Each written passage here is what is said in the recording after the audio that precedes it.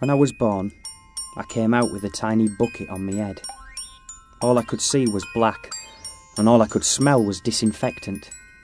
The doctor couldn't hear me cry, and he tried to pull the bucket off. No matter how hard he tried, it wouldn't move. The nurse helped out, but try as she might, the bucket would not shift. Even the janitor helped, but it was no good. The hospital porter joined in, but even with all their strength together, it would not budge. It was stuck, and that was that. As my head grew, the bucket got bigger as well. A bit too big and heavy at first, like it was taking over. But soon enough, I grew into it, until it was all snug and just right.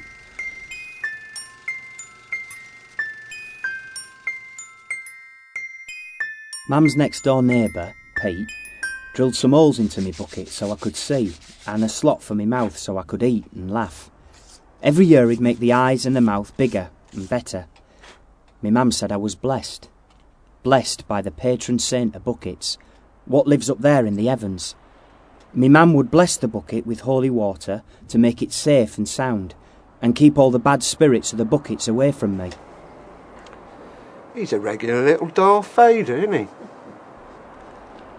Mum wouldn't let me go to school. She said it taught you nothing about anything. And anyway, the most important things you learnt were outside of school. She said that when the rapture happened, and Jesus decided who got to go to heaven and who got to go to hell with the devil, Jesus wouldn't be taking a register.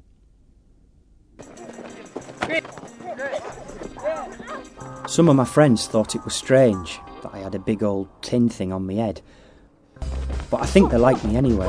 They never saw me sad or crying. I was always smiling. And all they saw was two round eyes and a big grin. After a while though, I thought, what's under me bucket? Is it a smaller bucket with a smaller one under that and then a smaller, tinier bucket under that? Or is it just me?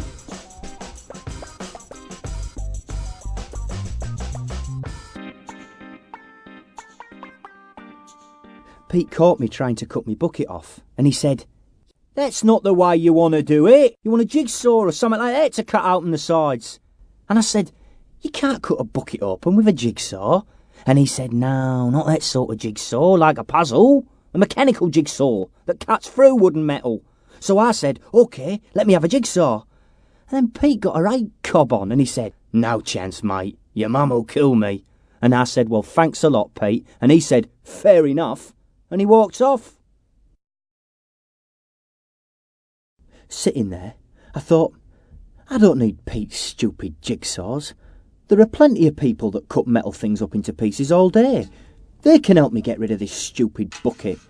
And then they can keep it after it's off my head for scrap and maybe turn it into something useful.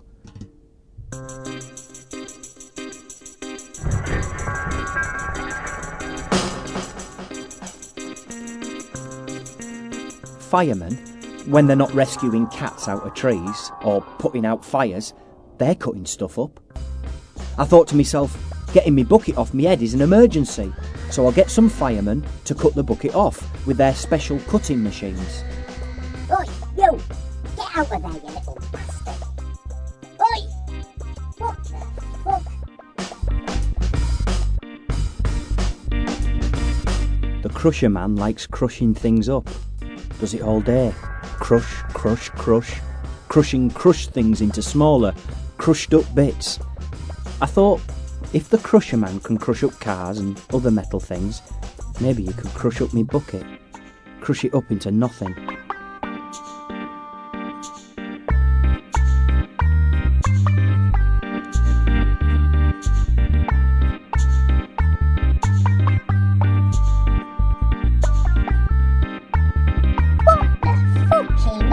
I think the crusher man got angry with me for trying to stick my head into the crusher.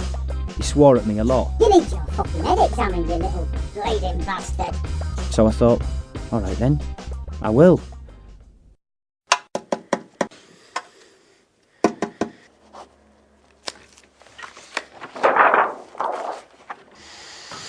Right, Mr. Head.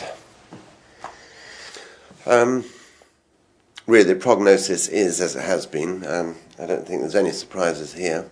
I'm afraid it's continuing with the bucket as I think we both knew. I told the doctor it didn't matter anyhow, because soon the rapture would happen, like me mum said, and they didn't need doctors in heaven, because Jesus would sort it all out. And what did he think about that? Good day, and close the door on your way out, would you? Thank you.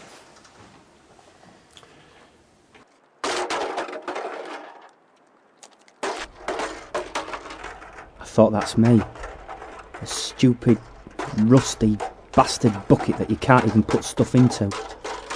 Mum always said that the rapture would come and sort out the good from the bad. But I didn't believe that no more.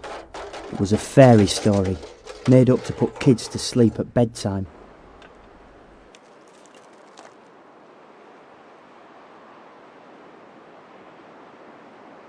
Then it happened. It was like the Virgin Mary was talking to me, telling me everything would be put right, that Jesus would pick out the ones he wanted and carry the good up to heaven.